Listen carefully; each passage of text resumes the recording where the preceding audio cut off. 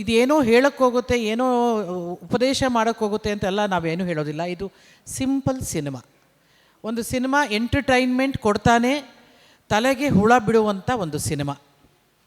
ಮತ್ತು ಎಲ್ಲರನ್ನೂ ನೆಚ್ಚಿಸ್ಕೊಂಡು ಅಂದರೆ ಎಲ್ಲ ವರ್ಗದವರನ್ನು, ಅಂದರೆ ಈಗಿನ ಕಾಲದಲ್ಲಿ ಒಂದೊಂದು ಸತಿ ನಮಗೆಲ್ಲ ಮೊದಲೆಲ್ಲ ಅಂತಿದ್ರು ಒಳ್ಳೆಯ ಸಿನಿಮಾ ಆ ಸಿನಿಮಾ ಅಷ್ಟೇ ಬರ್ತಿತ್ತು.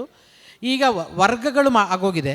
ಇಂಥ ವರ್ಗಕ್ಕೆ ಈ ಸಿನಿಮಾ, ಅಂಥ ವರ್ಗಕ್ಕೆ ಆ ಸಿನಿಮಾ, ಆ ಥರ ಎಲ್ಲ ವರ್ಗಗಳೂ ಖುಷಿ ಪಡುವಂಥ, ಎಲ್ಲರೂ ವರ್ಗಗಳನ್ನು ಒಪ್ಪಿಸುವಂಥ ಒಂದು ರೀತಿಯಾದ ಒಂದು ಒಳ್ಳೆಯ ಸಿನಿಮಾ ಅಂತ ನಾನು ಭಾವಿಸ್ತೀನಿ. ಯಾಕಂದರೆ ನಿಮ್ಮ ಜೊತೆನೂ ನಾನು ಮೊದಲೇ ಸತಿ ನೋಡ್ತಿರೋದು.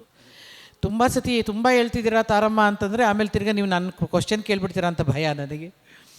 ಅದಕ್ಕೆ ನಾನು ನಿಮ್ಮ ಜೊತೆನೇ ನೋಡ್ತಿರೋದ್ರಿಂದ ನನಗೆ ಇದೆಲ್ಲವೂ ನನಗೆ ನೋಡಿರೋರು ಹೇಳಿರೋದ್ರಿಂದ ನನಗೆ ಈ ಚಿತ್ರದ ಬಗ್ಗೆ ಅತ್ಯಂತ ನಂಬಿಕೆ ಇದೆ.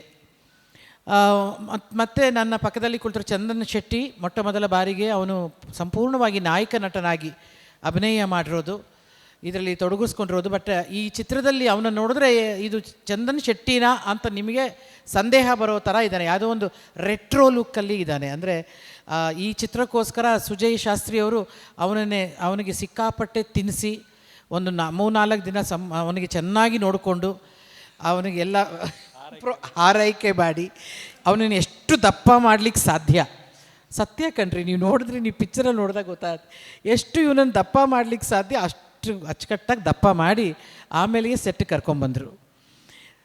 ಅದರಲ್ಲಿ ನಿಜವಾಗ್ಲೂ ಆ ಪಿಕ್ಚರಲ್ಲಿ ನಾನು ಅವ್ನು ಸ್ಟಿಲ್ಸ್ ಫೋಟೋಗ್ರಾಫೆಲ್ಲ ನೋಡಿದಾಗ ನನಗೆ ಭಾಳ ಖುಷಿ ಅನಿಸಿ, ಭಾಳ ಮುದ್ದಾಗೂ ಕಾಣಿಸ್ತಾನೆ. ಚೆನ್ನಾಗಿ ಮಾಡಿದ್ದಾನೆ ಅಂತ ಡೈರೆಕ್ಟ್ರೇ ಹೇಳಿದ್ಮೇಲೆ ಅದು ಚೆನ್ನಾಗೇ ಮಾಡಿರ್ತಾನೆ.